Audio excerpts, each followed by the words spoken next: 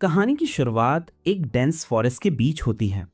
Camera धीरे धीरे आगे बढ़ता है और एक डार्क केव में पहुंचता है, जहां एक अकेला हारा हुआ आदमी बस चुपचाप बैठा है। यही है सेइची हिरागी। उसी पल वो हमें अपनी कहानी बताता है। कहता है कि वो कोई खास इंसान नहीं, बस एक normal second year high school student था, लेकिन किसी तरह उसे लाइट ईयर्स दूर एक नई दुनिया में फेंक दिया गया है। ऐसी दुनिया जो किसी और के सपनों जैसी लगती है। वो अभी हालात समझ भी नहीं पाता कि अचानक गुफा में तेज रोशनी फैलती है।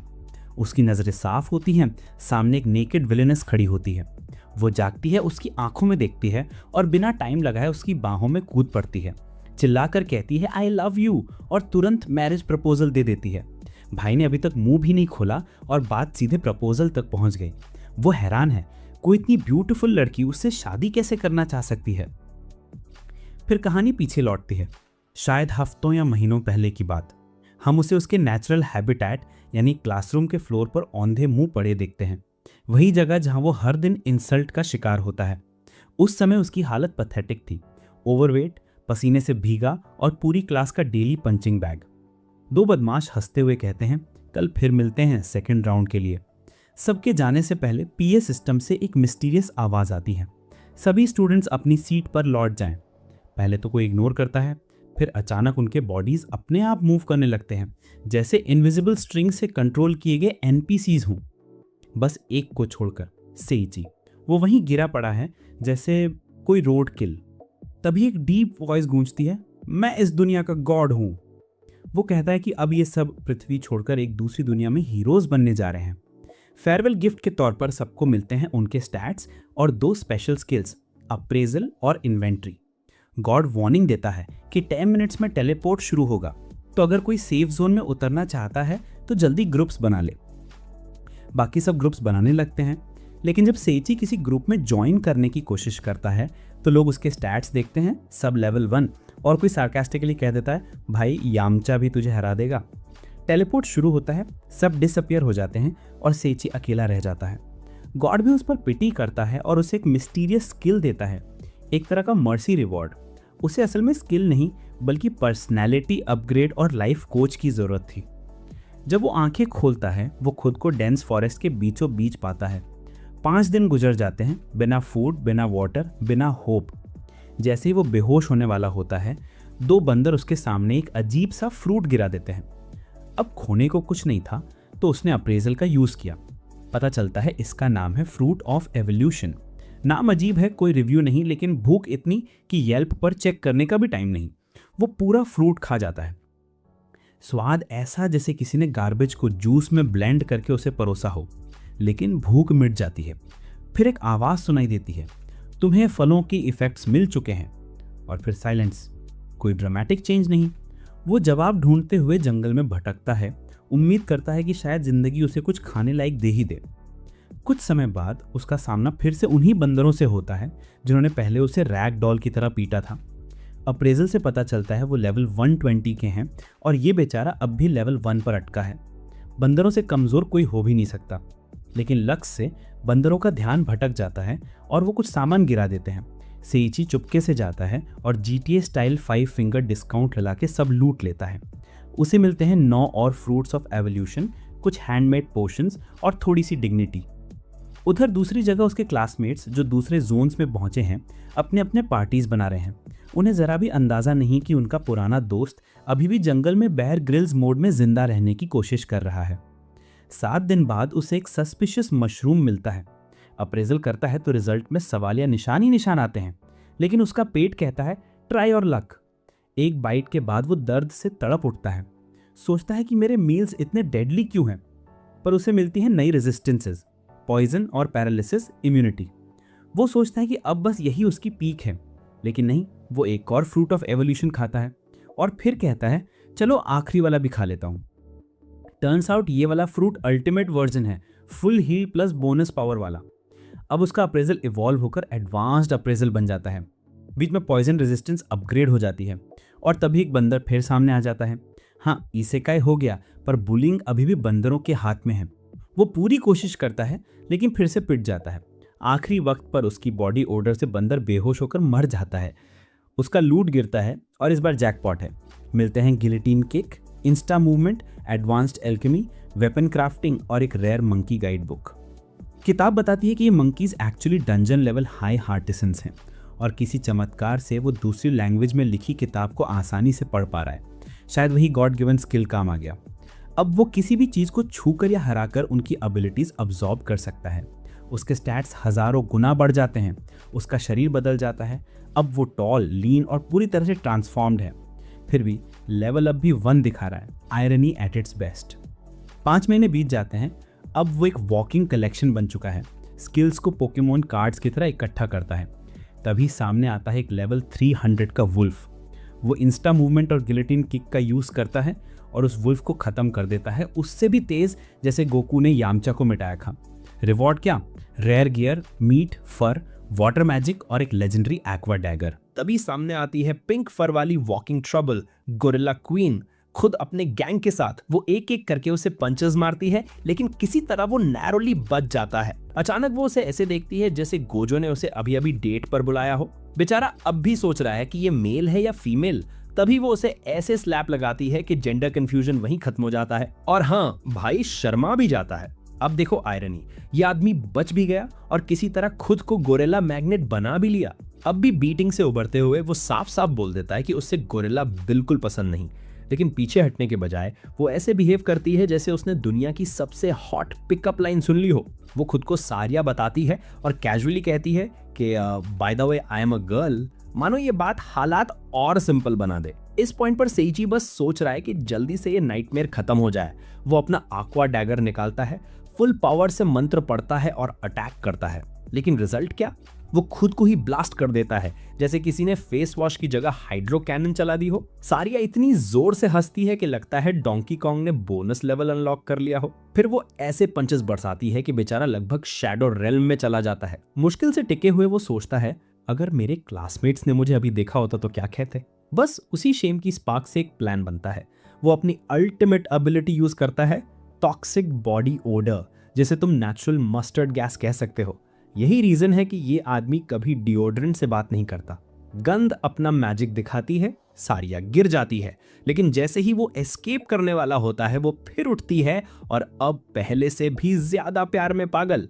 इस बार सीधा प्रपोज करती है, बिना वार्निंग, बिना सेटअप, बस ऐसा स्पीड प्रपोजल जैसे गिनीज वर्ल्ड रिकॉर्ड बना रही हो। इससे पहले कि वो कुछ समझे वो उसे लिटरली खींच ले जाती है, आंखों में स्पार्कल्स लिए, जैसे ये जंगल का नया पावर कपल हो। कुछ मिनट बाद वो खुद को एक लग्जूरियस ट्री हाउस में पाता है।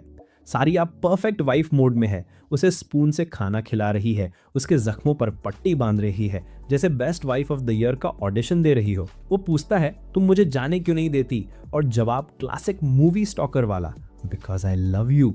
वो चाहती है कि वो उसका हस्बैंड बने। वो साफ कहता है कि मैं ह्यूमन हूँ और तुम बस एक गोरिल्ला हो। वो मुस्कुराकर कहती है कि मैं डर्टी गोरिल्ला नहीं हूँ, मैं सारिया हूँ, जैसे रीब्रांडिंग से स्पीशीज चेंज हो जाएगी।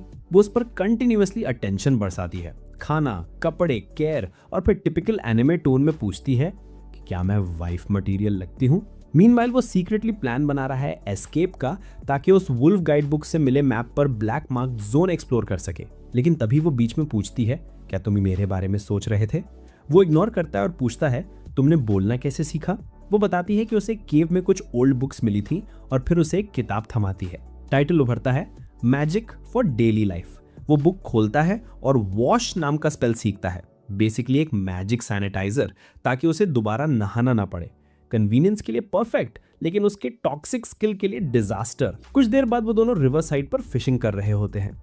उसका ध्यान भटकता है तो वो क्वाइटली भागने की कोशिश करता है। तभी अचानक एक जायंट स्पाइडर सामने आ जाती है, जैसे किसी ने एस्केप पाथ गार्ड के लिए बॉस फाइट लगा दी हो। वो डरने ही वाला होता है कि सारिया झट से जंप करती है और उस मकड़ी को ऊपर से काट डालती है। उसे अपनी सेफ्टी के लिए लड़ते देख वो एक पल के लिए रुक जाता है। उसे रियलाइज होता है कि वो सच में उसकी केयर करती है। वापस ट्री हाउस पहुंचने पर सारिया उसे चिढ़ाती रहती है, हम तो न्यूली मैरिड लगते हैं ना। वो इरिटेशन में बोलता है, ऐसा कहना बंद करो, लेकिन वो हंसते हुए कहती है कि वो अपने मंकी क्लैन के साथ और एवोल्यूशन फ्रूट्स लाने जा रही है। ये सुनकर उसके माथे पर कोल्ड स्वेट आ जाता है। उसे याद आता है कि उसने पहले ही बहुत से बंदरों से वो फ्रूट्स लूट किए थे। जब वो पूछती है, क्या तुम्हें उस फल के बारे में पता है, तो वो झूठ बोल देता है। वो समझाती है कि ये फल आपकी स्पीशीज को अल्टीमेट स्टेज तक इवॉल्व कर देता है, लेकिन शर्त ये ठीक 10 खाने होंगे वरना मौत पक्की। अब उसकी हालत देखकर कोई भी कहेगा डेड मैन वॉकिंग। फिर वो कैजुअली कहती है कि हाल ही में उसका स्टॉक चोरी हो गया है। वो ऑकवर्डली हंसता है, मैंने भूख में खा लिया था। पर हैरानी ये कि वो तुरंत उसे माफ कर देती है और रोमांटिक टोन में कहती है कि वो फल तो वैसे भी मेरे होने वाले हस्बैंड के लिए थे। अब वो पूरी तरह ऑब्सेस्ड फियांसे मोड में चली गई है। दिल में ऑलरेडी वेडिंग थीम चल रही है। जैसे ही वो हंटिंग पर जाती है, सेची फाइनली भाग निकलता है। दूसरी तरफ उसके क्लासमेट्स अब डीमन किंग से फाइट की ट्रेनिंग ले रहे हैं। फिर सीन कट होता है, वो जंगल में फुल स्पीड में भाग रहा है, जैसे मेल गिब्सन का फ्रीडम शाउट निकाल रहा हो, आई एम फ्री। लेकिन खुशी ज्यादा देर नहीं टिकती। सारिया की आवाज पेड़ों के बीच गूंजती है, रुको।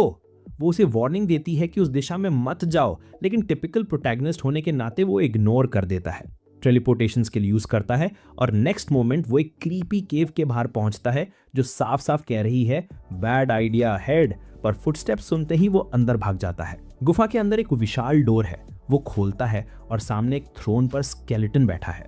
वो खड़ा होता है और कामली कहता है, तुम इस जगह पहुंचने वाले पहले ह्यूमन हो। अप्रेजल करता है तो नाम आता है जेहानस द डार्क एरिस्टोक्रेट लेवल 1। वो सोचता है इजी विन है। तभी जेहानस कहता है, एक बार फिर देखो, अब लेवल 1500। अब उसका एंटायर ऑरा बदल जाता है। वो बोलता है, यहां तक पहुंचने वाला हर इंसान पावरफुल होता है। फिर तलवार निकालता है और वैनिश हो जाता है। अगला मोमेंट वो उसके पीछे एक स्ट्राइक दूर, लेकिन अटैक लगने से पहले सारिया बीच में कूद जाती है और पूरा वार खुद झेल लेती है। वो गिरती है खून से लथपथ। वो चीखता है, तुमने ऐसा क्यों किया?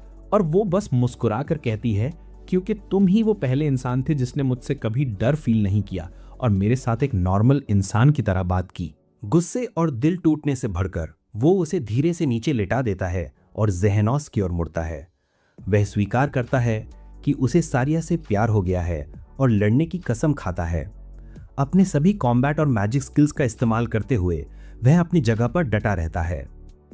युद्ध के बीच में वह ओशन इंपैक्ट नाम की एक नई मूव को जागृत करता है और उसे इस्तेमाल करके अंततः जेहनोस को हरा देता है।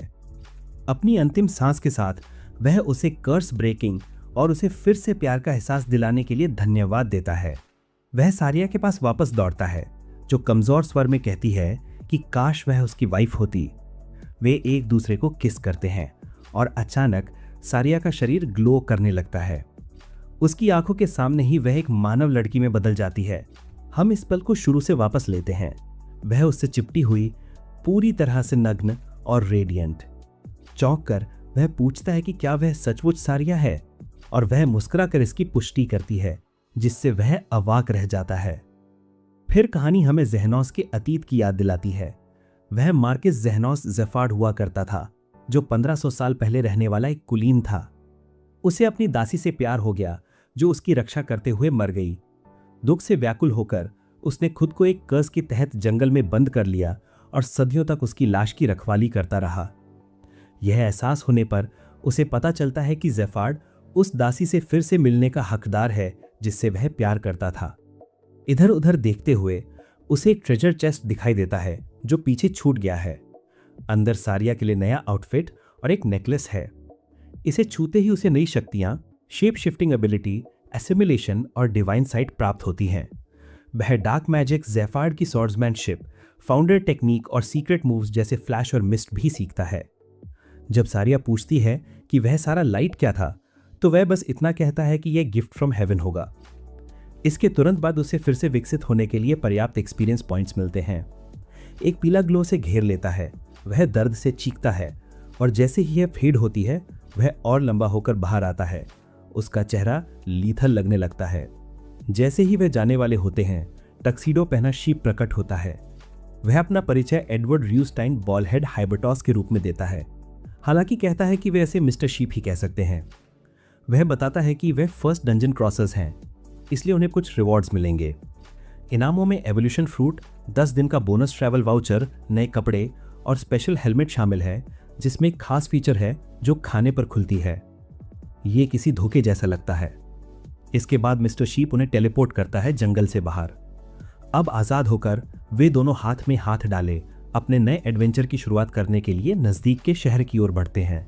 सड़क पर साथ साथ चलते हुए वह सारिया को एडवेंचरर गिल्ड में शामिल होने की अपनी योजना बताता है। उसे लगता है कि अपने क्लासमेट्स को फिर से ढूंढने का यह सबसे अच्छा तरीका हो सकता है। कुछ ही देर बाद उनका सामना एक स्लाइम से होता है। वह जल्दी से मूल्यांकन करता है और पाता है कि यह आश्चर्यजनक रूप से शक्तिशाली है। स्लाइम हमला करने के लिए आता है, पर वह अपना वेपन निकालता है और एक ही स्ट्राइक में उसे गिरा देता है। जब वह जाता है तो वह उसके द्वारा गिराई गई चीजें लूटते हैं, एक जोड़ी बूट्स और कुछ पत्ते। वह बूट्स सारिया को दे देता है और कार्ड्स अपने पास रखता है। इन्हें छूते ही उसे 2 नई स्किल्स अब्जॉर्प्शन और कंप्रेशन प्राप्त होती हैं। शक्ति में यह वृद्धि उसे आगे बढ़ाने के लिए पर्याप्त है, जिससे उसका disguise skill multi level shape shifting में विकसित हो जाता है। इस पॉइंट पर वह सोचता है कि क्या वह अभी भी इंसान है। उसकी आंखें अपने आप ग्लो करने लगती हैं और सहज ही वह अपना हेलमेट उतार देता है। हेलमेट तुरंत एक विज़र्ड रोब में बदल जाता है और एक और पत्ता जमीन पर गिरता है। सारिया उसे उठाकर देती है। जब वह कार्ड खोलता है तो मिस्टर शीप एक सेल्फ सेटिस्फाइड इंट्रोडक्शन देता है। वह हेलमेट के बदलाव के बारे में बताते हैं और कहते हैं कि हर अपग्रेड के साथ उसका शरीर कम मानवीय होता जा रहा है। फिर वह एडवांस डिस्गाइज स्किल का ब्रीफ डिस्क्रिप्शन देते हैं। यह अब उसकी असली ताकत को छिपाता है। इसके पहले कि वह कुछ और पूछ पाता, कार्ड खुद ही डिस्ट्रॉय हो जाता है और मिस्टर शीप गायब हो जाते हैं। वे वहीं छोड़ दिए जाते हैं, कंफ्यूज्ड पर पहले से ज्यादा पावरफुल। अब क्लोक और बूट्स पहने हुए वे दोनों नजदीक के शहर की ओर अपनी यात्रा फिर से शुरू करते हैं। आखिरकार वे गेट पर पहुंचते हैं, लेकिन गार्ड्स उन्हें रोक लेते हैं और आईडी मांगते हैं। जल्दी से सोचते हुए वह झूठ बोलता है कि यात्रा के दौरान उनका आईडी खो गया है। गार्ड उसकी बात पर यकीन नहीं करता, बल्कि उन्हें जैम ऑफ ट्रूथ पर हाथ रखने को कहता है ताकि पता चल सके कि वह अपराधी तो नहीं है। घबराहट में वह ऑर्ब को छूता है, पर कुछ बुरा नहीं होता। वह हरे रंग की ग्लो में चमक उठता है और वह क्लियर हो जाता है। सारिया भी एग्जाम में पास हो जाती है। गार्डों ने जल्द ही प्रॉपर आईडी लेने की चेतावनी देता है और कहता है कि वह गिल्ड में कोशिश करेंगे। तभी गार्ड का स्वर बदल जाता है। वह उन्हें चेतावनी देता है कि चाहे कुछ भी हो जाए, लोकल गिल्ड से दूर रहें और अगर कुछ भी हो जाए तो डटे रहें। फिर वह अपना परिचय क्लाउड श्राइजर के रूप में देता है और अंततः रॉयल शाही कैपिटल टेलबर्ट में उनका स्वागत करता है। चेतावनी के बावजूद वे गिल्ड बिल्डिंग की ओर बढ़ते हैं। बाहर से सब कुछ नॉर्मल दिखता है तो उसे लगता है कि शायद क्लाउड एग्जैजरेट कर रहा था। यह विश्वास ज्यादा देर तक नहीं टिकता। जैसे ही वह दरवाजा खोलता है, उसे कुछ ऐसा अजीब सा दिखता है कि वह तुरंत क्लोज करके पीछे हट जाता है। सारिया पूछती है कि क्या वे अंदर नहीं जा रहे हैं, तो वह उसे 1 मिनट के लिए रुकने को कहता है। वह फिर से दरवाजा खोलता है और देखता है, हाँ, ये ऐसे लोगों से भरा है जिनकी बिजार हैबिट्स साफ दिखाई देती हैं। वह इस सर्कस में शामिल बिल्कुल नहीं होना चाहता, इसलिए जाने के लिए मुड़ जाता है। लेकिन तभी एक हेफ्टी मैन उसका रास्ता रोक लेता है। ये गिल्ड मास्टर गैसोल क्रूट है और उसका शरीर बहुत मस्कुलर है। गैसोल बॉडी बिल्डिंग वाले पोजेस देने लगता है और दोनों को अंदर धकेल देता है। वो चिल्लाकर एरी नाम की किसी लड़की को नए लोगों का रजिस्ट्रेशन करने के लिए बुलाता है। वो उंगलियां चटकाती है, तुरंत कपड़े बदल लेती है और औपचारिक रूप से खुद को एरिस मैकलीन गिल्ड की रिसेप्शनिस्ट के रूप में पेश करती है। हालांकि ये जगह काफ़ी बिज़ार है, फिर भी उसे अपना मकसद याद रहता है और वो रजिस्ट्रेशन के लिए राज़ी हो जाता है। जैसे ही वो वहाँ पहुँचता है, गुंडों का एक समूह वहाँ पहुँचता है और पूछता है कि क्या वो यहाँ नया है। वो कहता है कि उसने अभी अभी रजिस्ट्रेशन करवाया है और वे उसे तुरंत ड्रैग कर ले जाते हैं। सारिया घबरा जाती है, लेकिन वो उसे समझाता है कि चिंता मत करो, वो अभी वापस आ जाएगा। गुंडे उसे गिल्ड के पीछे अपने तथाकथित लीडर से मिलवाने ले जाते हैं, जो उसका फ्रेंडली वेलकम करना चाहता है। वे उसे सेलिब्रेट करने के लिए साथ चलने का सुझाव देते हैं, लेकिन माहौल बिल्कुल अलग होता है। वो वहीं रुकने की बजाय छतों पर कूदकर उनसे बच निकलता है। परेशानी से बचकर वो गिल्ड में लौटता है, जहां एरिस उसे बताती है कि एंट्रेंस एग्जाम शुरू होने वाली है। वो बताती है कि एग्जाम में कई तरह की जॉब शामिल है, जैसे विक्ट्री, एक्सट्रैक्शन, मेंटेनेंस और विविध। हालांकि उन्हें अपने सुपरवाइजर के रूप में एक बी रैंक ब्रेव पर्सन की जरूरत होगी। वो चुपचाप उम्मीद करता है कि वो कोई बहुत स्ट्रेंज पर्सन नहीं होगा। जैसे ही वो मुड़ता है, उसे एक डस्की वाइट हेयर्ड गर्ल दिखाई देती है। गैसोल उसका परिचय आर्टोरिया के रूप में कराता है, जो कि एक ए रैंक ब्रेव वुमन है। वो साफ तौर पर ही जॉब नहीं चाहती, लेकिन काफ़ी इंसिस्टेंस के बाद आखिरकार मान जाती है। वो पहले हुई कैओस के लिए माफ़ी मांगती है और औपचारिक रूप से अपना परिचय आर्टोरिया ग्रिम, जैसे आर्टोरिया ऑफ कैलामिटी भी कहा जाता है, के रूप में देती है। फिर वे तीनों, यानी वो, सारिया और आर्टोरिया, शहर में घूमने निकल पड़ते हैं। टहलते हुए आर्टोरिया परीक्षा के पहले भाग के बारे में बताती है, जिसमें कई तरह के काम करने होते हैं। इनमें बच्चों की देखभाल, कुछ रूइंस को तोड़ना और कुत्ते को टहलाना शामिल है। आमतौर पर एक टीम को सिर्फ एक काम करना होता है, लेकिन गैसोल ने उन्हें वो काम सौंप दिए जिन्हें कोई और छूना नहीं चाहता। वो और सारिया यूं ही आर्टोरिया को बताते हैं कि जब वो मुस्कुराती है तो कितनी क्यूट लगती है, जिससे वो चौंक जाती है। उसका चेहरा लाल हो जाता है, लेकिन वो जल्दी से उसे अनदेखा कर देती है। वे जल्दी एक चर्च पहुंचते हैं, जहां उनकी पहली टास्क शुरू होती है, बच्चों के एक समूह की देखभाल करना। सारिया तुरंत आगे आकर कहती है कि ये उसके लिए बिल्कुल सही है। अब अगला काम उसे और आर्टोरिया को करना है, इसलिए दोनों साथ मिलकर अगले स्थान की ओर चल पड़ते हैं। रास्ते में उन्हें एक छोटा लड़का मिलता है जो गिर गया है और उसका घुटना खरोच गया है। आर्टोरिया इसकी मदद के लिए नील करती है, लेकिन उसके कुछ कहने से पहले ही ऊपर से लकड़ी के तख्ते गिरने लगते हैं। वो बिना हिचकिचाहट के दौड़ता है और उन्हें बचाता है, लेकिन आर्टोरिया एक डिफेंसिव स्किल का इस्तेमाल करके अपने शरीर से बच्चे को बचा लेती है। वो उसे गौर से देखता है और एहसास करता है कि शायद उसने घटना से पहले ही उसे देख लिया था। आर्टोरिया नीचे देखती है और धीरे से बुदबुदाती है कि उसके आसपास ऐसा हमेशा होता रहता है। दृश्य बदल जाता है और अब वे पुराने रूइंस के सामने खड़े हैं। आर्टोरिया बताती है कि ये उनका दूसरा काम है, डेमोलिशन।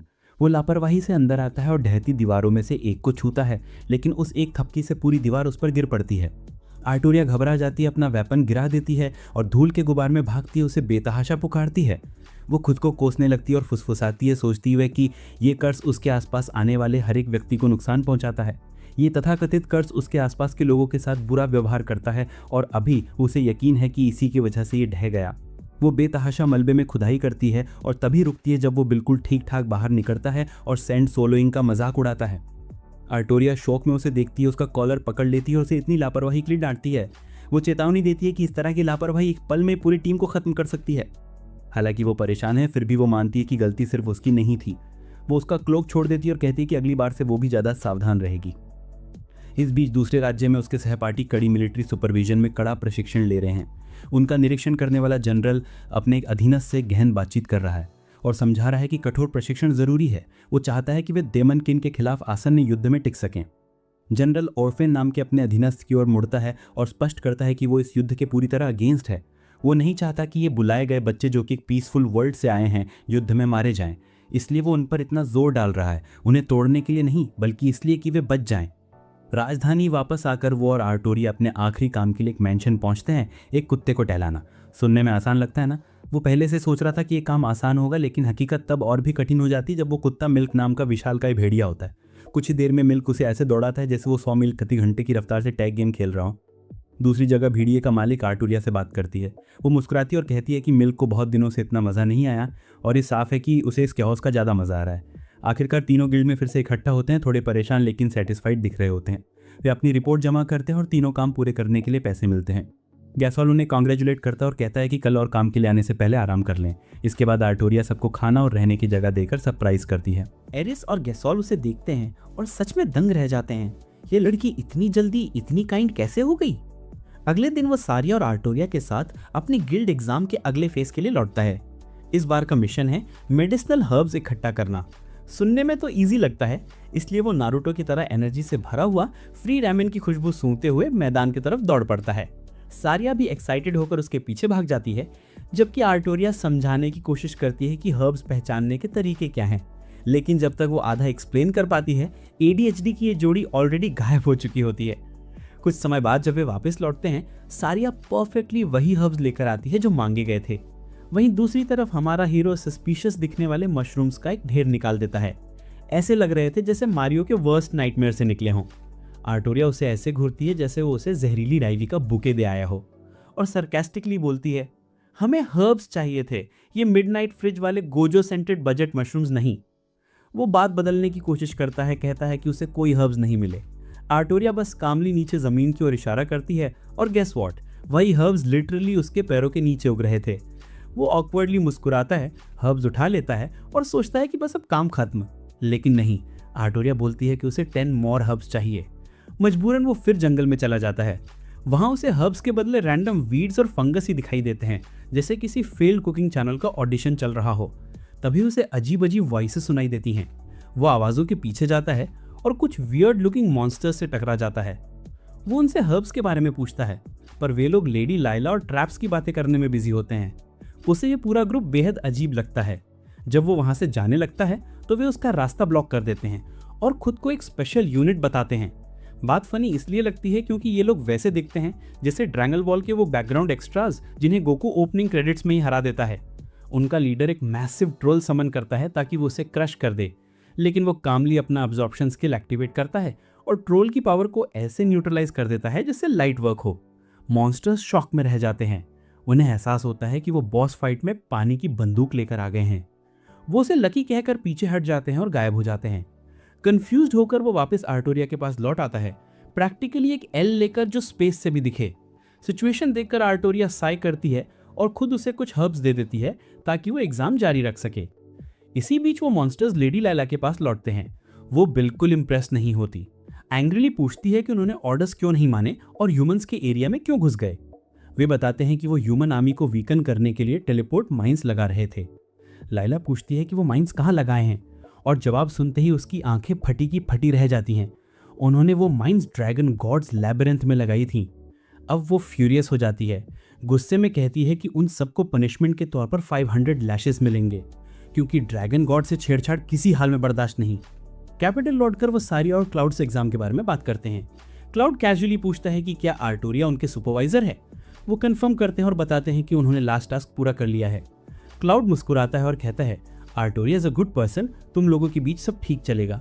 वो ये भी हिंट करता है कि आर्टोरिया कोई इंपॉर्टेंट फिगर है। तभी आर्टोरिया खुद अंदर आती है। दोनों एक दूसरे को देखकर सरप्राइज हो जाते हैं कि वो पहले से एक दूसरे को जानते हैं। क्लाउड बस से रिलाता है, कहता है कि उसे वाकई कुछ एक्स्ट्रॉर्डनरी लोगों से मिलने का मौका मिला है। अब शुरू होता है उनकी एग्जाम का फाइनल स्टेज। उन्हें 10 स्लाइम्स को हराना है। शुरुआत स्मूथ चलती है, लेकिन आर्टोरिया को कुछ ऑफ महसूस होता है। कुछ स्लाइम्स बिना किसी अटैक के ही वैनिश हो रहे थे। वो एरिया को ध्यान से इंस्पेक्ट करती है और पता चलता है कि पूरे फील्ड में टेलीपोर्टेशन मैजिक फैला हुआ है। फीलिंग समथिंग्स रॉन्ग, वो एग्जाम कैंसिल करने के लिए दौड़ती है, लेकिन उसी वक्त उसका पैर एक माइन पर पड़ जाता है। वो और सारिया उसे पकड़ने की कोशिश करते हैं, लेकिन तीनों टेलीपोर्ट होकर ड्रैगन गॉड्स लैबिरिंथ में जा गिरते हैं। आर्टोरिया गुस्से में दोनों को डांटती है, कूदने की इतनी जल्दी क्या थी, लेकिन दोनों समझाते हैं कि उनके शरीर अपने आप मूव हो गए थे। आर्टोरिया हल्की मुस्कान देती है और उन्हें ग्लोइंग स्टोन देती है, एक ट्रैकिंग जेम जो खतरे में लाल हो जाता है और अगर वे अलग हो जाएं तो उन्हें फिर से साथ ला सकता है। थोड़ी देर बाद वो गलती से ट्रैप पर कदम रखती है जो बैरियर वॉल एक्टिवेट कर देती है और अब वे ट्रियो अलग अलग हो जाती है। आर्टोरिया बार बार दीवार तोड़ने की कोशिश करती है लेकिन फेल हो जाती है, इसलिए वो कोई दूसरा रास्ता ढूंढने निकलती है। उधर वो दोनों ट्रैकर के सिग्नल का पीछा करते हुए बार बार उसी जगह पहुंच जाते हैं जहां पर दीवार है। आखिर में वो दोनों नया रास्ता लेने का फैसला करते हैं और मेज के अंदर गहराई में चले जाते हैं। दूसरी तरफ आर्टोरिया एक मम्मी से लड़ रही है। वो जख्मी है लेकिन हार नहीं मानने को तैयार। वो किसी भी हाल में बाकी दोनों तक पहुंचना चाहती है। इधर वो दोनों भटकते हुए एक स्ट्रेंज रूम में पहुंचते हैं जहां बीच में एक ट्रेजर चेस्ट रखा है। उसे थोड़ा डाउट होता है, वो पीछे हटने लगता है, लेकिन तभी चेस्ट खुद बोल उठता है। वो आर्म्स और लेग्स उगा लेता है और उन पर हमला कर देता है। वो कामली अपना aqua bind स्किल यूज करता है, उसे इमोबिलाइज करके खत्म कर देता है। इससे उसका लेवल फिर से अप हो जाता है।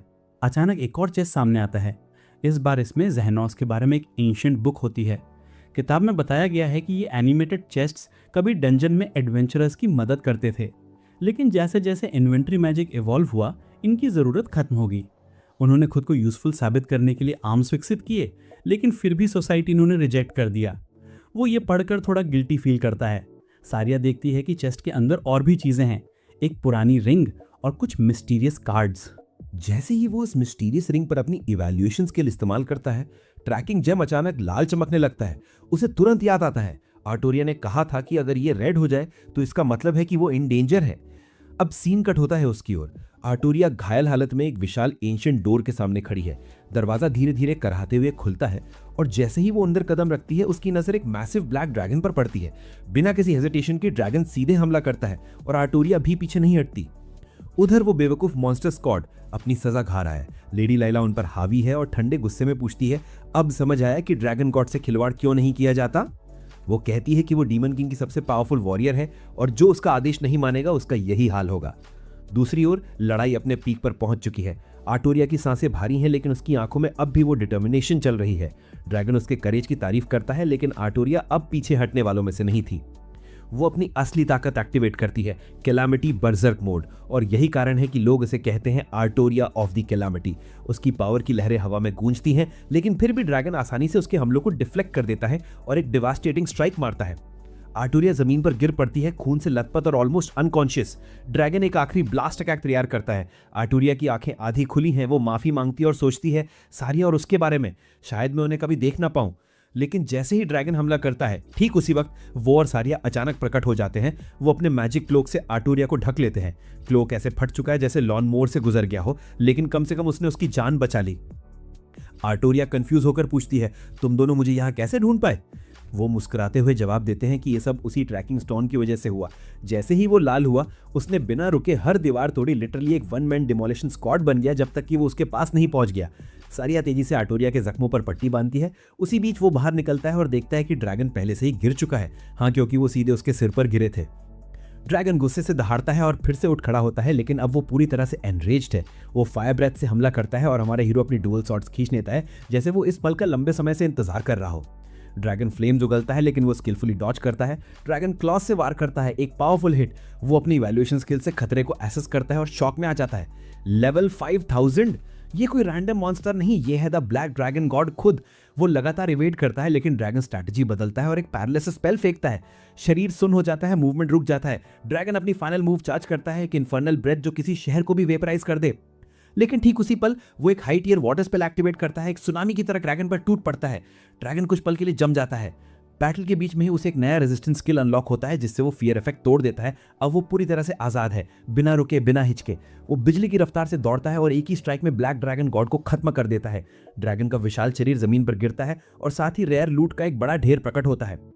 वो थक कर वहीं गिर पड़ता है, लेकिन जल्द ही उसे एहसास होता है कि उसके अंदर मैसिव एक्सपी फ्लो हो रहा है। वो तुरंत लेवल अप करता है। सारिया राहत की सांस लेते हुए उसकी तरफ दौड़ती है, जबकि आर्टोरिया अभी भी अनकॉन्शियस पड़ी है हीलिंग पोशन के असर में। जैसे ही वो अपने पैरों पर खड़ा होता है, एक और चैलेंज सामने आता है। उन्हें यहां से बाहर निकलने का कोई रास्ता नहीं दिखता।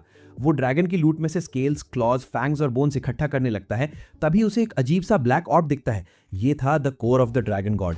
बिना सोचे समझे वो उसे निगल लेता है और उसी पल एक डायमेंशनल पोर्टल खुल जाता है। अब वो दुनियाओं के बीच यात्रा कर सकता है। पास ही एक चेस्ट में उसे एक ऐसा आर्मर मिलता है जो अटैक और डिफेंस दोनों को बूस्ट करता है और नॉर्मल वेपन्स के अटैक्स को पूरी तरह निगेट कर देता है। वो चेस्ट में एक और आइटम देखता है, the biography of the black dragon God. वो किताब खोलकर पढ़ने लगता है। कहानी बताती है कि ये ड्रैगन हमेशा से इविल नहीं था। एक समय था जब वो ह्यूमैनिटी की रक्षा करता था, लेकिन ह्यूमंस ने लालच में आकर उसके शरीर को हथियार में बदलने की कोशिश की। ठीक उसी वक्त डीमन किंग ने उसे बचाया और बदले में उसने लॉयल्टी की शपथ ली। सालों बाद समन्ड हीरोज ने डीमन किंग को हरा दिया और ड्रैगन को कैद कर दिया गया। तब से उसने इंसानों से बदला लेने की कसम खाई। वो किताब बंद करता है और थोड़ा गिल्टी फील करता है, जैसे उसने अभी अभी किसी मिसअंडरस्टूड बीइंग को हराया हो। अचानक शीप गॉड प्रकट होता है, हंसते हुए कहता है, कंग्रेट्स, एक और डंजन साफ। वो कैजुअली बताता है कि ड्रैगन को डीमन किंग के पास भेज दिया गया है। वो इनाम की उम्मीद में देखता है, लेकिन शीप गॉड बस कहता है, sorry kid, I am on vacation, पिना को लागा बाइम, और गायब हो जाता है। आखिरकार वो अपनी नई पावर से एक पोर्टल बनाकर डंजन से बाहर निकलते हैं। रास्ते में आर्टोरिया धीरे धीरे जागती है और रियलाइज करती है कि वो उसकी गोद में है। वो तुरंत चौंक जाती है, चिल्लाती है, मुझे नीचे उतारो। वो काम होकर कहता है, रिलैक्स, तुम्हारे जख्म अभी पूरी तरह से भरे नहीं है। आर्टोरिया थोड़ी देर में शांत हो जाती है। फिर वो अपने स्टेटस विंडो में दिखाती है एक खास चीज को, लक। वो -2 मिलियन दिखा रहा होता है। वो बताती है कि वो जन्म से कर्स्ड है और उसके आसपास जो भी होता है उसे बैड लक मिलता है। वो पूछता है, क्या ये कर्ज टूट सकता है? आर्टोरिया धीरे से सिर हिलाती है, नहीं, मैं जहां जाती हूं वहां दुर्भाग्य साथ आता है। वो हल्की मुस्कान के साथ कहता है, तो फिर शायद मैं लकी हूं, क्योंकि जब तुम पास होती हो कुछ भी बुरा नहीं होता, न मेरे साथ न सारिया के साथ। उसकी बात सुनकर आर्टोरिया के चेहरे पर पहली बार सुकून भरी मुस्कान आती है। गिल्ड में लौटते ही सभी उनका गर्मजोशी से स्वागत करते हैं। ऐसा लगता है जैसे पूरी जगह उनकी वापसी का इंतजार कर रही थी। दरअसल गिल्ड ने तो पहले ही एक सर्च पार्टी भेजने की तैयारी कर ली थी। सबको लगा था कि वो तीनों हमेशा के लिए खो गए। आर्टोरिया को पहली बार महसूस होता है कि शायद लोग वाकई उसकी परवाह करते हैं। वो उसे याद दिलाता है कि यहाँ कोई भी, चाहे सारिया हो या वो खुद, उसकी हालत से परेशान नहीं है। ये सुनकर आर्टोरिया कुछ पल के लिए घबरा जाती है, चेहरा लाल हो जाता है और वह शर्मिंदा होकर भाग जाती है। दूसरी ओर वो नासमझ डीमंस अपने ठिकाने पर लौट चुके हैं और आराम से कसिनो गेम्स खेल रहे हैं। तभी खबर आती है कि ब्लैक ड्रैगन गॉड को किसी ने हरा दिया है। ये सुनते ही उन सबके चेहरों का रंग उड़ जाता है। उन्हें लगता है कि कोई उनके खिलाफ चाल चल रहा है। शहर में वो आर्टोरिया को ढूंढने के लिए इधर उधर भटक रहा होता है। तभी उसकी मुलाकात एक वुल्फ वुमन एड्रियाना से होती है।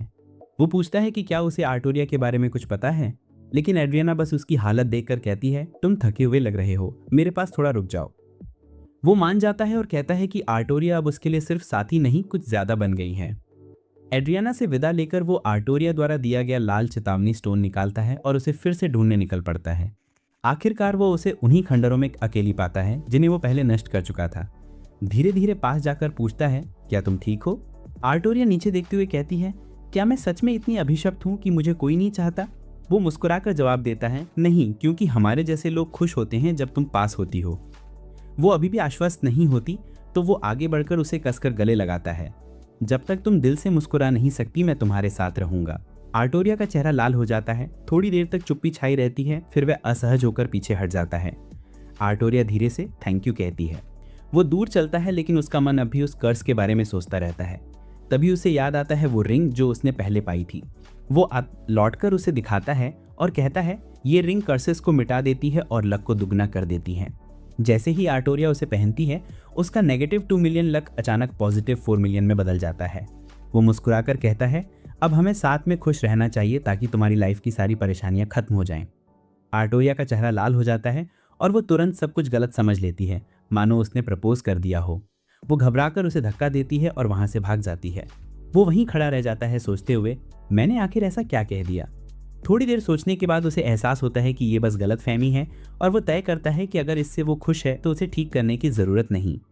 अगली सुबह वो सारिया के साथ ब्रेकफास्ट कर रहा होता है। वो खाना ऐसे चबा रहा है जैसे किसी दुश्मन को खा रहा हो। सारिया उसकी हालत देखकर पूछती है, क्या हुआ? वो कहता है, आर्टोरिया मुझसे बच रही है। सारिया बिना रुके बोलती है, तो इसका मतलब वो तुमसे नफरत करती है। वो हैरान होकर पूछता है, तुम्हें इतना यकीन कैसे?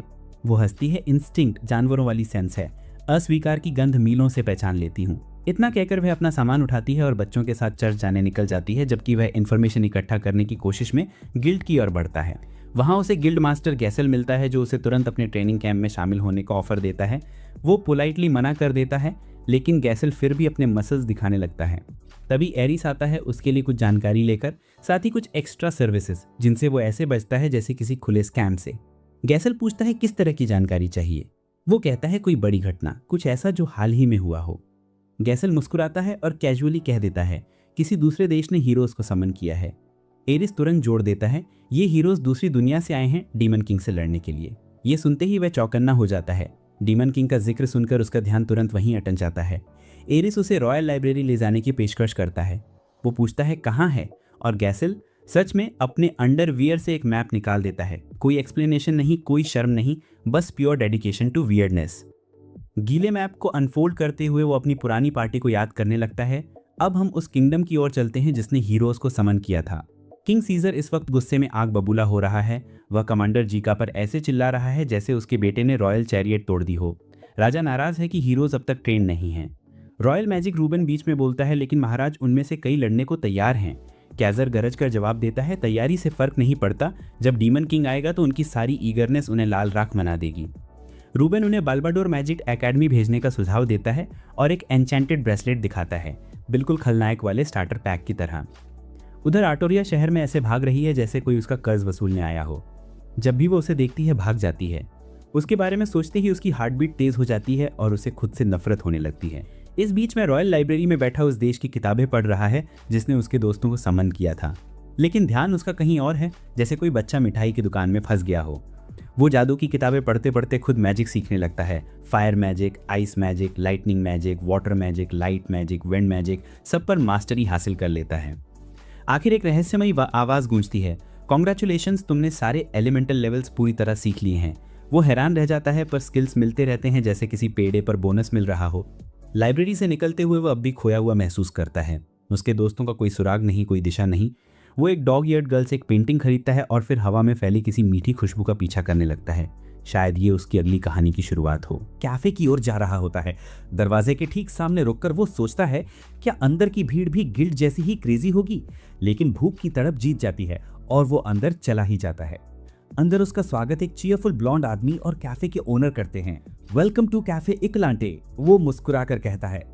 इसी समय दूसरी ओर आर्टोरिया शहर की गलियों में एमलेसली भटक रही होती है, अपनी उलझी हुई इमोशंस को समझने की कोशिश में। तभी एड्रियाना उसके पास आती है और सॉफ्टली कहती है कि वो उससे बात करना चाहती है। फिर कैफे में वापस आते हैं जहां हमारा हीरो खाना एंजॉय कर रहा होता है। तभी वो ब्लॉन्ड आदमी हंसते हुए पूछता है, तो तुम एडवेंचरर हो? वो कैजुअली जवाब देता है, हाँ कल ही ऑफिशियली बना हूँ। वो आदमी अपना नाम बताता है रैंजे। वो भी अपना नाम बताता है और रैंजे तुरंत पूछता है, तुम ईस्ट से हो क्या? तुम्हारा नाम ऐसा लगता है। वो झूठ बोल देता है, हाँ। रैंजे मुस्कुराता है और कहता है कि वो कंट्री अपने वॉरियर्स के लिए मशहूर है। फिर पूछता है, क्या तुम भी वॉरियर हो? वो कहता है, हाँ हूँ। इसके बाद रैंजे उसे कैफे के मालिक नोआर्ट से बुलाता है। उधर अर्टोरिया अब एड्रियाना के साथ बैठी अपनी फीलिंग्स कन्फेस कर रही होती है। एड्रियाना साफ साफ कह देती है कि अर्टोरिया को लव हो चुका है। पहले अर्टोरिया डिनाई करती है लेकिन आखिरकार मान जाती है और हेल्प मांगती है ताकि वो अपने इमोशंस को समझ सके। एड्रियाना मान जाती है और वादा करती है कि वो उसे उसका दिल जीतने में मदद करेगी।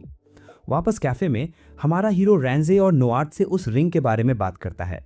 दोनों अचानक चौंक जाते हैं और बताते हैं कि इस कंट्री में किसी औरत को रिंग देना प्रपोजल माना जाता है और अगर वो मना कर दे तो सजाए मौत या कस्ट्रेशन तक हो सकती है। वो शॉक में पड़ जाता है, शुक्रिया कहता है और तुरंत अर्टोरिया को ढूंढने निकल पड़ता है ताकि सिचुएशन क्लियर कर सके। जाते ही नोआर्ट रैंजे से कहता है उसे यहाँ नहीं होना चाहिए, इससे प्रॉब्लम बढ़ सकती है।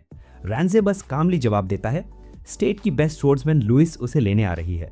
अब हमारा हीरो शहर में घूम रहा होता है, मन में सोचते हुए कि अर्टोरिया को क्या और कैसे समझाए। वो एक चर्च के सामने रुकता है, सारिया का इंतजार करता है और डिसाइड करता है कि कल सब कुछ साफ साफ कह देगा। लेकिन तभी अर्टोरिया वहां आ जाती है और उसका नाम पुकारती है। वो कुछ कहने ही वाला होता है कि अचानक अर्टोरिया उसे किस कर लेती है।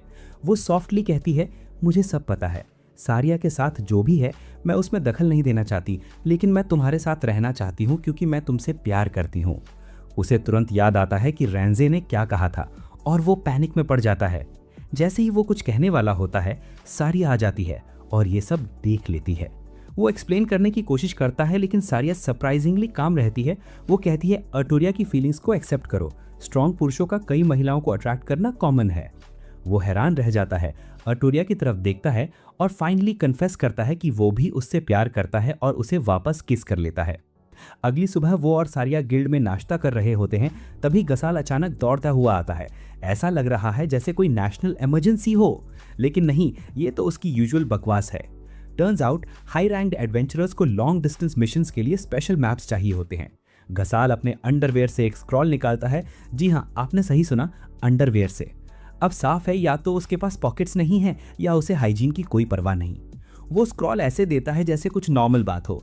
हमारा हीरो मैप पढ़ने की कोशिश करता है लेकिन उसके लिए वो किसी एलियन लैंग्वेज से कम नहीं लगता। सारिया और अर्टोरिया दोनों आज बिजी हैं तो उसे अकेले ही जाना पड़ता है। काफी स्ट्रगल के बाद वो स्टेबल पहुंचता है जहां ओनर उसे देखकर कहता है, तुम रॉयल कप रेस में भाग लेने आए हो ना? एक ऐसी रेस जिसमें बस एक रूल है, डोंट डाई। वो पहला हॉर्स देखता है और सोचता है ये तो बस एक छींक दूर ही परलोक जाएगा। फिर ओनर गर्व से एक डोंकी दिखाता है और ऐसे सहलाता है जैसे कोई रॉयल बीस्ट हो, और गधे का जवाब एक जोरदार किक जिससे वो सीधा जमीन पे गिर जाता है। वो आदमी बड़बड़ाते हुए गालियां देता है और तभी हमारे हीरो को एहसास होता है वो उसे समझ सकता है। हाँ, अब उसके पास एनिमल्स को समझने की एबिलिटी आ गई है। गधा, जिसका नाम लूलन है, क्लियरली उस पर ट्रस्ट नहीं करती और उसे अपने पेन में आने को कहती है। जैसे ही वो अंदर आता है, लूलन फिर से उसे मारने की कोशिश करती है। वो बचता है, डॉज करता है और आखिरकार उसके पैरों को पकड़कर उसे पलट देता है ताकि वो शांत हो जाए। लूलन हार मान लेती है और कहती है कि अगर वो उसे छोड़ दे तो वो फाइट बंद कर देगी। वो उसे छोड़ देता है और लूलन झुककर अपना नाम बताती है, मैं लूलन हूँ, और वफादारी की शपथ लेती है जैसे वो कोई लेजेंडरी डोंकी विस्परर हो। स्टेबल का ओनर अब भी शॉक में है, बदला लेने की कोशिश करता है लेकिन लूलन उसे फिर एक जोरदार किक मारती है। वो जमीन पे गिरा हुआ बस इतना कह पाता है, थैंक्स फॉर कमिंग। बाद में हमारा हीरो और लूलन शहर में घूम रहे होते हैं। लूलन को कुछ स्वादिष्ट खुशबू आती है तो वो उसे खाने के लिए ले जाता है। दोनों एक फाउंटेन के पास बैठकर खाना खाते हैं और लूलन उसकी तरफ देखती है बड़ी बड़ी आंखों से और कहती है, तुम सचमुच एक काइंड हार्टेड इंसान हो। फिर वो बाजार में चलते हैं और उसी आर्ट स्टोर के पास पहुंचते हैं जहां पहले मे, जो डॉग ईयर्स वाली लड़की थी, क्ले नाम के लड़के से परेशान हो रही थी। क्ले आता है और मे तुरंत खुश हो जाती है, उसे अपनी पेंटिंग खरीदने के लिए फिर से धन्यवाद कहती है।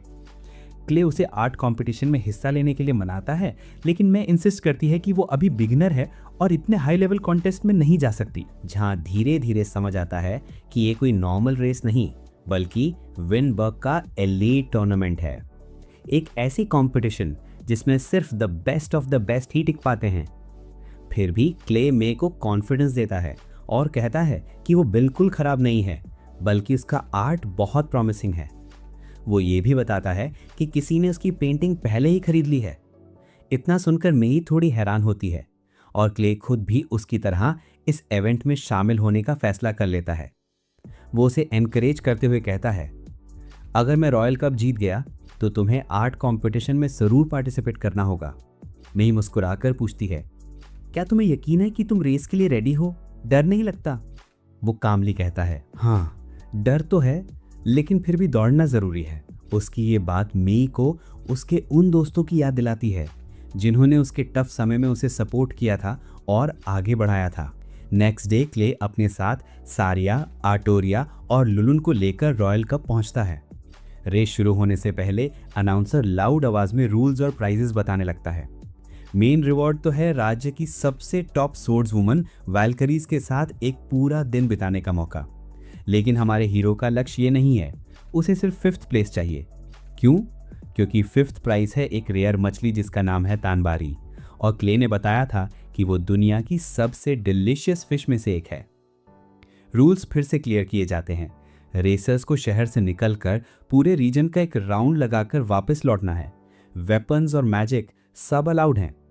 सिग्नल बजते ही रेस शुरू होती है, लेकिन लुलुन एनर्जी की कमी की वजह से सबसे पीछे रह जाती है क्योंकि उसने ब्रेकफास्ट स्किप कर दिया था। वो अपनी बैग से एक फ्रूट निकालता है और सीधे लुलुन की तरफ फेंकता है। वो उसे खा लेती है और तुरंत रीगेन करती है अपनी फुल पावर। उधर आगे 2 रेसर्स मैजिक का प्रैक्टिस कर रहे होते हैं। तभी एक लड़की विसल बजाती है और एक पूरा वुल्फ पैक जिसमें एक जायंट हेल वुल्फ भी शामिल है उन पर टूट पड़ता है। रेस केओस में बदल जाती है। हर कोई बचने की कोशिश में है। तभी होस्ट किसी को उस साइड की तरफ आते हुए देखता है। वो था हमारा हीरो और लुलुन। लुलुन लाइटनिंग स्पीड से दौड़ती है, रेसर्स के ऊपर से जंप करती है और एक ही झटके में पूरे वुल्फ पैक को खत्म कर देती है।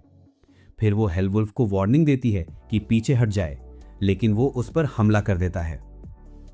बिना हेजिटेशन लुलुन हवा में उछलती है और सीधे उसकी नोज पर एक जोरदार किक मारती है। वुल्फ वही ढेर।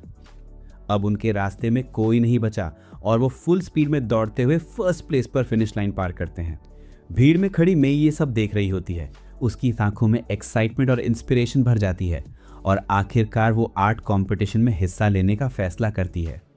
बाद में लुलुन थोड़ा गिल्ट में होती है कि वो तानबारी प्राइज मिस कर गई, लेकिन हमारा हीरा मुस्कुराकर कहता है, कोई बात नहीं, हम फर्स्ट आए हैं। दुनिया में अभी और भी बहुत टेस्टी चीजें हैं खाने के लिए। तभी अचानक लुलुन सीरियस एक्सप्रेशन के साथ उसके सामने झुकती है और लाइफ भर उसकी सेवा करने की कसम खा लेती है। और उसी पल वो ब्राइट लाइट में चमकने लगती है और कुछ ही सेकंड्स में एक ह्यूमन गर्ल में बदल जाती है। वो नंगी होकर सीधा उसे चिपक जाती है और तभी एंट्री होती है सारिया और आर्टोरिया की, जो ये सब देख लेती हैं। सीन अचानक कॉमेडी में बदल जाता है।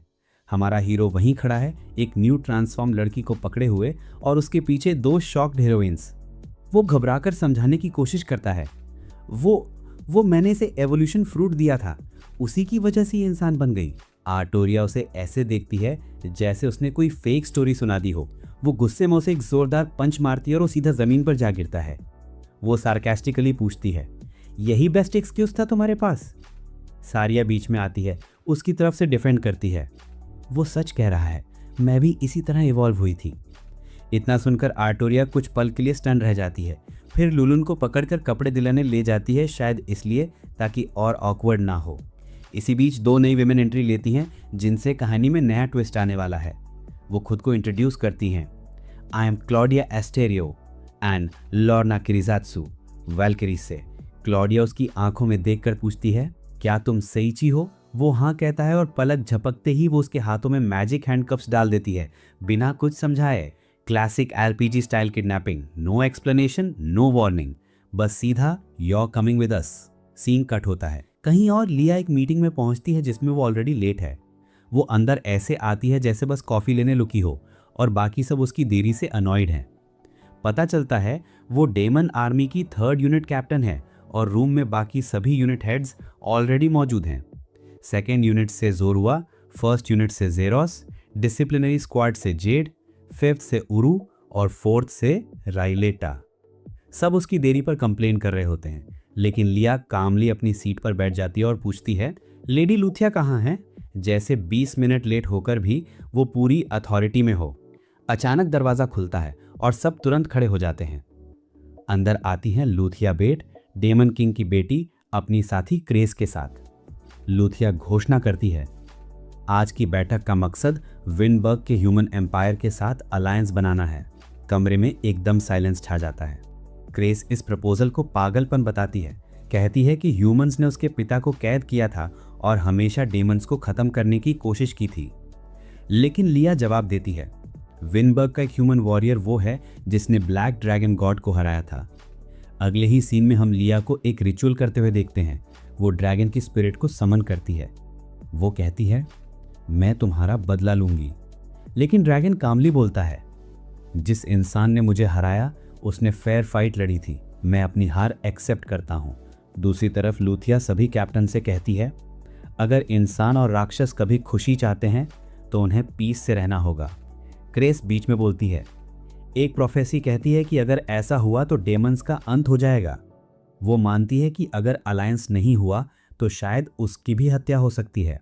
लेकिन क्रेस अभी भी इस थ्योरी को मानने से इनकार करती है। कप्तानों का गुस्सा अब धीरे धीरे भड़कने लगता है। उनमें से कुछ उसे धमकी देते हैं कि अगर उसने ज्यादा बात की तो नतीजा बुरा होगा। क्रेस इरिटेशन में उठता है और बाहर जाते हुए कहता है, तुम सब बहुत बड़ी गलती कर रहे हो और इसका पछतावा तुम्हें जरूर होगा। उसके जाते ही माहौल कुछ देर के लिए शांत हो जाता है। फिर लूथिया वापस कमरे में आती है और सभी कैप्टन से उनकी पावर मांगती है। थोड़ी झिझक के बाद हर कैप्टन उसकी लीडरशिप को एक्सेप्ट कर लेता है और दानव रानी के आदेशों का पालन करने की शपथ लेता है।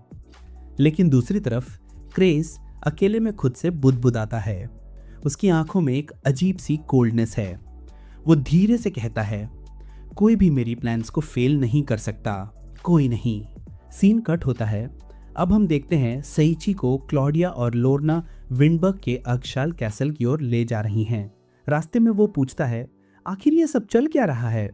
क्लॉडिया मुस्कुराकर उसे याद दिलाती है, तुमने रॉयल कप जीता है, रिमेंबर? वो थोड़ा कंफ्यूज होकर पूछता है, तो इसका मतलब? लोर्ना जवाब देती है, विजेता को एक दिन वैल्किरीज के साथ बिताने का मौका मिलता है। वो फिर पूछता है, और ये हैंडकफ्स क्यों हैं? लोर्ना हंसते में कहती है, ये तो फॉर लव एंड पीस हैं। वो इरिटेट होकर चिल्लाता है, स्टॉप दिस नॉनसेंस, अब इन हथकड़ियों को खोलो। आखिरकार क्लॉडिया उसे रिलीज कर देती है और कहती है, फाइन, अब चलो कैसल टूर शुरू करते हैं। वे दोनों ठीक समय पर ट्रेनिंग ग्राउंड पहुंचते हैं जहां वैल्किरीज अपने डेली ड्रिल्स चल रही होती हैं। लोर्ना उसे उनकी लीडर लुइस पर ध्यान देने को कहती है। तभी एक ग्रुप उस पर एक साथ हमला करता है, लेकिन लुइस बिना किसी एफर्ट के उन्हें हरा देती है। फिर भी वो उनकी स्पीड और कोऑर्डिनेशन की तारीफ करती है। सेइची एस्टोनिश्ड होकर देखता है। उसे एहसास होता है कि लुइस इतनी तेज है कि उसकी सिक्स्थ सेंस भी उसकी मूवमेंट्स को ट्रैक नहीं कर पा रही। लुइस अपने टीम को रेस्ट लेने का आदेश देती है और खुद सेइची के पास आती है, हाथ में वुडन स्वॉर्ड लिए। वो पोलाइटली अपना इंट्रोडक्शन देता है और लुइस भी कहती है, लुइस बार्जे, कमांडर ऑफ द वैल्किरीज। वो हैंडशेक के लिए हाथ बढ़ाता है, लेकिन लुइस उसे तलवार पकड़ाते हुए कहती है, स्पार विद मी। वो थोड़ा स्टंड होता है और पीछे हटने की कोशिश करता है, लेकिन लुइस ऑलरेडी रेडी स्टांस में है। इस बीच उसके क्लासमेट्स को दूसरे हॉल में ट्रेनिंग के लिए भेज दिया गया है। वहाँ स्टूडेंट काउंसिल प्रेसिडेंट और 2 अन्य स्टूडेंट सीनियर ऑफिसर्स के सामने खड़े हैं, जो उन्हें मॉन्स्टर एक्सटर्मिनेशन टेस्ट के लिए चैलेंज करते हैं। सीन वापस मैच पर आता है। क्लॉडिया और लोर्ना डिसबिलीफ में है क्योंकि सेइची वाकई लुइस के बराबर लड़ रहा है। लुइस तेजी से लड़ाई खत्म करने का फैसला करती है, लेकिन उसी पल कुछ अनोखा होता है। सेइची की सिक्स्थ सेंस इवॉल्व होकर एक नई एबिलिटी में बदल जाती है, वर्ल्ड विजन। इसके साथ ही वो अनलॉक करता है एक नया स्किल, डिफेंसिव रिफ्लेक्स। इस नई शक्ति से वो लुइस के फाइनल अटैक को डॉज कर देता है, उसकी सोर्ड पकड़ लेता है और मैच जीत जाता है। वैल्किरी स्टन्ड हैं, उन्होंने अपनी अनबीटेबल कैप्टन को पहली बार हारते देखा है। हर कोई एक्सप्लेनेशन चाहता है, लेकिन सेइची खुद हैरान है। वो कहता है, मुझे तो खुद नहीं पता मैंने ये कैसे किया। लुइस उसके पास आती है और सॉफ्टली पूछती है, क्या मैं तुम्हें मास्टर कह सकती हूँ? वो एक्वर्ड हो जाता है, पूरी तरह शॉक्ड। लुइस घुटनों के बल बैठ जाती है और कहती है, अब से मैं तुम्हारी गाइडेंस फॉलो करूंगी। क्लोडिया जल्दी से उसे एक तरफ खींचती है और सॉफ्टली बात करती है। तभी सीन शिफ्ट होता है। राजा अपने कमरे में नहाने की तैयारी कर रहा है, लेकिन उसी समय एक साइलेंट असासिन पीछे से उसकी ओर बढ़ रहा है। सीन फिर से सेइची की ओर लौटता है। वो क्लॉडिया के साथ कॉफी पी रहा है। क्लॉडिया बताती है कि लुइस हमेशा से एक एक्सेप्शनल स्पोर्ट्सवुमन रही है। वो कहती है, मुझे अब तक समझ नहीं आ रहा कि तुमने बिना किसी मैजिक के उसे कैसे हरा दिया। क्लॉडिया आगे जोड़ती है, लुइस जितनी स्किल्ड है वैसी एक ही व्यक्ति है, डार्क पैलाडीन। तभी लुइस अंदर आती है और कहती है, माफ करना मास्टर कहने के लिए।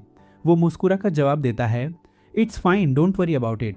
लुइस कहती है, तुमने मुझे लोनलीनेस से बचाया है। वो बताती है कि बचपन से उसने स्वॉर्ड्समैनशिप की प्रैक्टिस की है, लेकिन उसकी इमेंस स्ट्रेंथ की वजह से कोई भी उसके साथ स्पार करना नहीं चाहता था।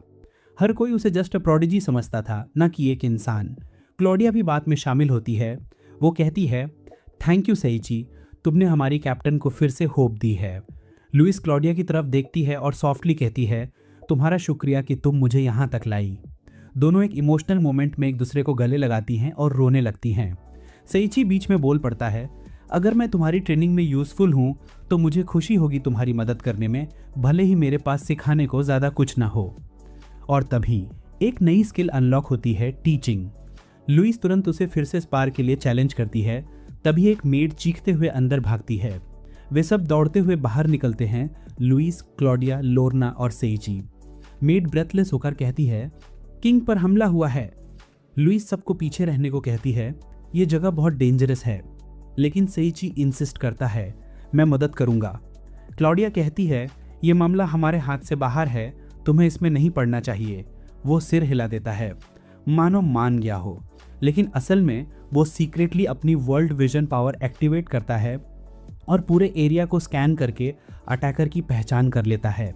वो शॉक में आ जाता है। हमलावर कोई सामान्य इंसान नहीं, बल्कि एक यंग अससिन गर्ल है। वो बेयरली 8 साल की बच्ची है और उससे भी बढ़कर वो एक स्लेव है।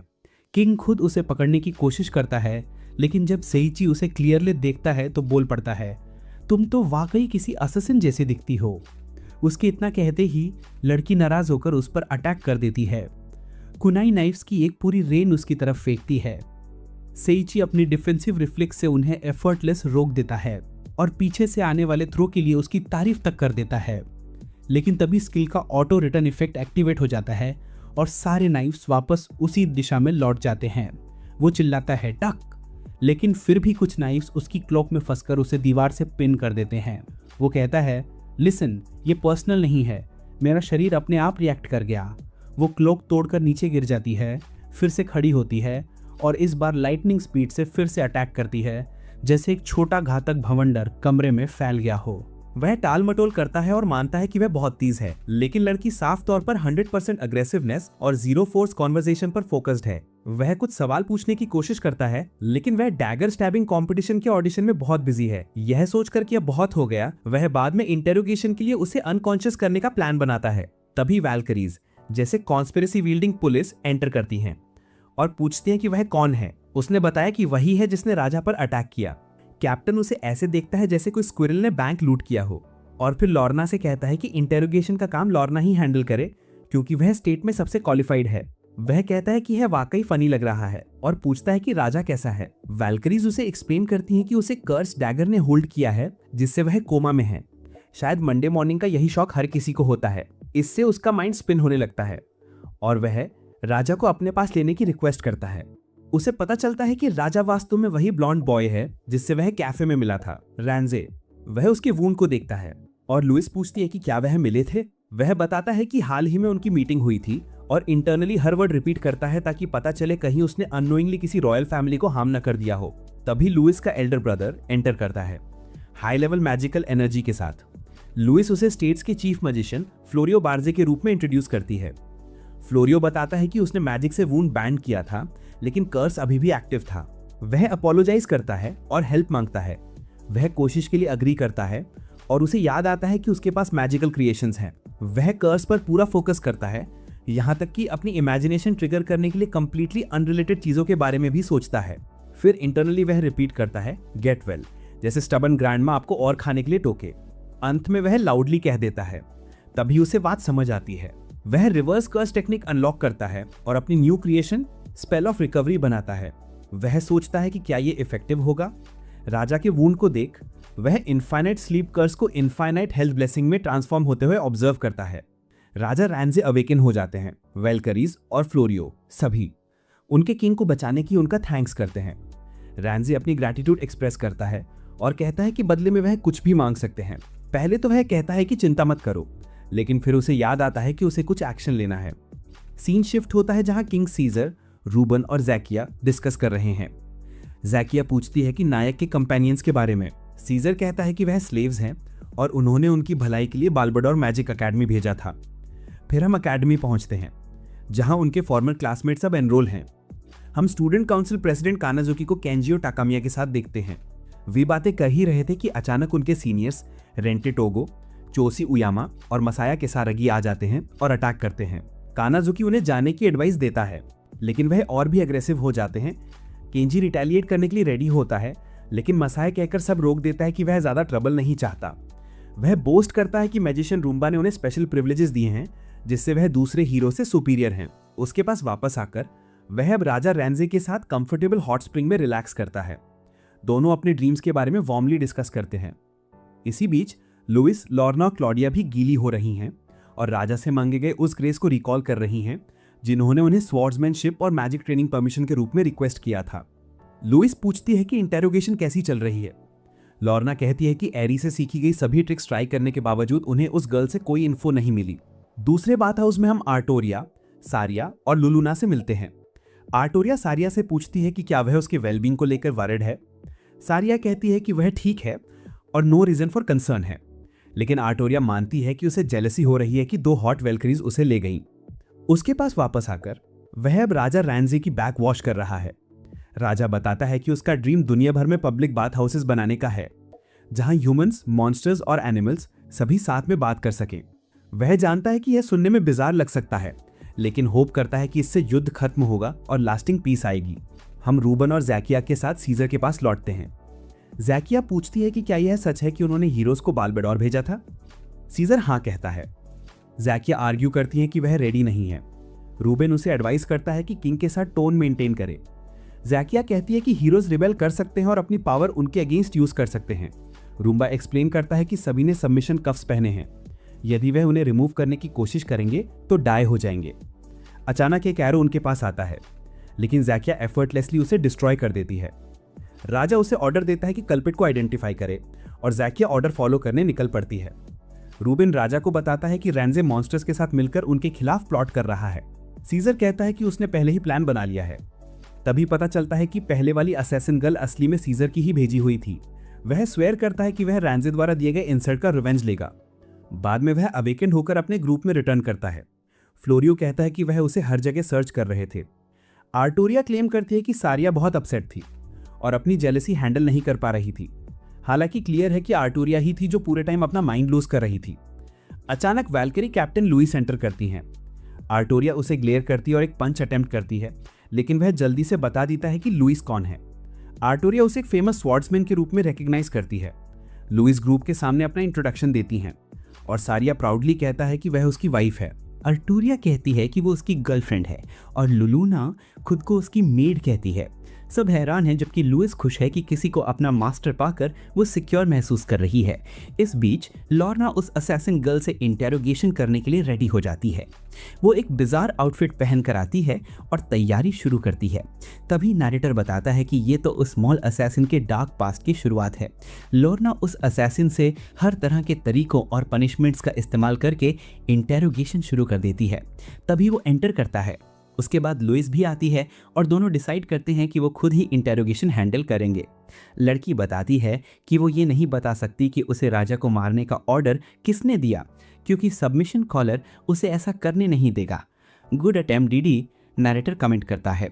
वो सोचती है कि क्या इसे रिमूव करने से समस्या सॉल्व हो जाएगी, इसलिए कॉलर रिमूव करने की कोशिश करती है, लेकिन तुरंत ही कॉलर के कर्स से उसे शॉक लगता है। इस बीच राजा सीजर को पता चलता है कि वो मिशन में फेल हुई है। बिना हेजिटेशन के वो रुबेन से कहता है कि कॉलर से अटैक करें और उसे बाहर निकालें। रुबेन तुरंत आदेश फॉलो करता है।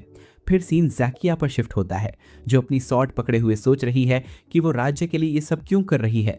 आखिरकार वो राजा पर अटैक के पीछे वाले को आइडेंटिफाई करती है, लेकिन कल्पिट उसे बताता है कि वो बहुत लेट है। ज़ैकिया पूछती है कि क्या वाकई कल्पिट वही है, और वो आदमी कंफर्म करता है।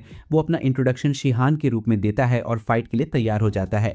ज़ैकिया जानना चाहती है कि वो पूरा देश क्यों केओस में डाल रहा है, लेकिन शिहान का दावा है कि पूरा देश पहले ही केओस में डूब चुका है। वो बताता है कि वो अपनी गर्लफ्रेंड नट्रियाना नामक एक डीमन का रिवेंज लेने के लिए ऐसा कर रहा है, जिसने कभी किसी को हार्म नहीं किया, फिर भी उसे अनजस्टली मार दिया गया। शिहान ज़ैकिया पर राजा की पपेट होने का आरोप लगाता है, लेकिन ज़ैकिया रिफ्यूज़ करती है और दोनों में क्लैश हो जाता है। शिहान आखिरकार भाग निकलता है, जिससे ज़ैकिया शेकन हो जाती है। महल में वापस आकर नैरेटर बताता है कि वो अपनी मैजिकल पावर का यूज़ करके कॉलर के कर्स को तोड़ता है। वो इमेजिनेशन में सोचता है कि इसे कैसे तोड़ा जाए, और राष्ट्रपति लिंकन की इमेजेस के माइंड में आती है, जो बार बार उसे फ्री करने के लिए शाउट कर रहे हैं। अचानक वो लिबरेशन मैजिक नाम का नया स्पेल अनलॉक करता है। लिंकन की चीयर के साथ कॉलर टूट जाता है और लड़की रोते हुए गिर पड़ती है। उसका पूरा ग्रुप वहां पहुंचता है और सीन दिखता है। लॉर्ना मजाक में कहती है कि उसने एक छोटी बच्ची को रुला दिया। शांत होने के बाद लड़की अपनी कहानी शुरू करती है। उसका नाम ओरिगा कैलमेरिया है, एक कैट लाइक मर्ल जिसे सीजर एम्पायर में कैप्टिव बनाया था। उसे उसकी मदर से अलग किया गया और असैसिन बनने के लिए स्पेशल ट्रेनिंग दी गई। चाइल्डहुड से ही वो कर्स्ड कॉलर के माध्यम से मिशंस पर जाने को फोर्स्ड रही, जिससे उसके हैंड्स ब्लड स्टेन्ड हो गए। नैरेटर बताता है कि वो उसका हाथ पकड़ता है और कहता है कि कोई बात नहीं, वो फिर से शुरुआत कर सकती है, ये उसकी गलती नहीं थी, स्टेट का दोष था। वो कहता है कि वो उसके साथ बिग ब्रदर जैसा बिहेव कर सकती है, और सारिया तुरंत उसे अपने साथ रहने के लिए इनवाइट करती है। ओरिगा अग्री करती है, कहती है कि अच्छा आइडिया है, लेकिन हेजिटेट करती है। उसे फियर है कि अब उसे ट्रेटर माना जाएगा और लोग उसके पीछे पड़ेंगे। वो प्रॉमिस करता है कि हर हाल में उसकी प्रोटेक्शन करेगा। वो लुइस की ओर मुड़ता है और पूछता है कि क्या उसे ओरिगा के उनके साथ आने से कोई ऑब्जेक्शन है, और वो बिना हेजिटेशन के अग्री करती है। लुइस कहती है कि वे पहले ही सोच रहे थे कि उसकी केयर कैसे करनी है। लुइस आगे कहती है कि राजा रानजे भी ओरिगा की प्रोटेक्शन चाहते हैं। स्टिल अनसर्टेन ओरिगा पूछती है कि क्या वो इसे एक्सेप्ट करेंगे, और वो पूरी कॉन्फिडेंस के साथ हेड नॉट करता है। सीन शिफ्ट होता है रुबेन पर, जो मैजिकल ऑर्ब के जरिए डीमन क्वीन क्रिसे के एक सर्वेंट से बात कर रहा है। क्रिस कहती है कि उसे अपनी प्लान्स ड्रामेटिकली चेंज करनी पड़ी हैं। रुबेन सोचता है कि इसका मतलब लुथिया के विम्बर्ग के साथ अलायंस बनाने के डिसीजन से है। क्रिस कंफर्म करती है, फिर पूछती है क्या रुबेन तैयार है। रुबेन रिप्लाई करता है कि वो बस उसका इंतजार कर रहा है। क्रिस फिर उसे एक फुल डीमन आर्मी दिखाती है जो रेडी है। रुबेन हेड नॉट करता है, नेक्स्ट फेज की शुरुआत का समय आ गया है।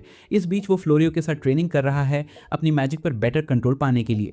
फ्लोरियो उसकी तारीफ करता है कि उसने जिस दिन पहली बार सब कुछ ब्लॉक किया था तब से अब तक कितना प्रोग्रेस कर लिया है। वो अपोलोजाइज करता है उसके एवज के लिए। फिर हम सारिया और अटूरिया को पास में ही ट्रेनिंग करते हुए हार्ड वर्क करते हुए देखते हैं। तभी लुइस आती है और उसे एक फेवर के लिए अलग ले जाती है। वो चाहती है कि वो राजा को बचाए, क्योंकि डार्क पैलेडिन ने आसपास मॉन्स्टर्स की एक्टिविटी रिपोर्ट की है और वो सिर्फ लिमिटेड आर्मी से उन्हें रोक रही है। लुइस कहती है कि उसे बैलकरीज के साथ फ्रंट लाइन जाना है, इसलिए वो जाते समय राजा और स्टेट दोनों उसके हाथों में छोड़ रही है। वो एक्सेप्ट करता है, उसका टीम भी अग्री कर लेता है। लुइस प्रॉमिस करती है कि वो ज़्यादा देर नहीं जाएगी और कहती है कि शायद उसकी हेल्प से युद्ध जल्दी खत्म हो सकता है। वो उसे केयरफुल रहने के लिए कहता है और वो मुस्कुराती है और अपनी वैल्करी आर्मी के साथ उसे कमांड सौंप कर निकल जाती है। नेक्स्ट डे वो अपनी मैजिक पर कंट्रोल प्रैक्टिस कंटिन्यू रखता है और रैपिड प्रोग्रेस करता है, जो फ्लोरियो को इंप्रेस करने के लिए इनफ है। तभी उसे नया स्किल मिलता है जिसका नाम है एंडलेस पेन हेल, जिससे वो तुरंत पैनिक करता है। उसे पता नहीं कि क्या करता है और वो सडनली ग्राउंड पर गिर पड़ता है और रोता है कि उसने कभी अपनी पावर्स कंट्रोल नहीं किए। तभी गैसेल और रीजन किसी और के साथ वहाँ पहुँचते हैं। वो स्कूटेड मैजिशियन को राजा से मिलवाते हैं और फ्लोरियो गेस्ट की प्रेजेंस से इमीडिएटली इंप्रेस हो जाता है। इसी के साथ पार्ट 1 का सफर यहीं खत्म होता है, लेकिन एडवेंचर अभी शुरू हुआ है। मिलते हैं नेक्स्ट वीडियो में इसी सीरीज के पार्ट 2 फाइनल पार्ट के साथ, जहां सीक्रेट्स, बैटल्स और रेवलेशंस का अल्टीमेट क्लाइमैक्स होगा। तो तब तक के लिए लाइक करें अगर आपको पार्ट 1 पसंद आया, सब्सक्राइब करें ताकि पार्ट 2 का सस्पेंस मिस ना हो, और कमेंट करें अपने प्रेडिक्शंस और थ्योरीज के साथ। रेडी रहिए क्योंकि फाइनल पार्ट में सब कुछ उल्टा पल्टी होगा।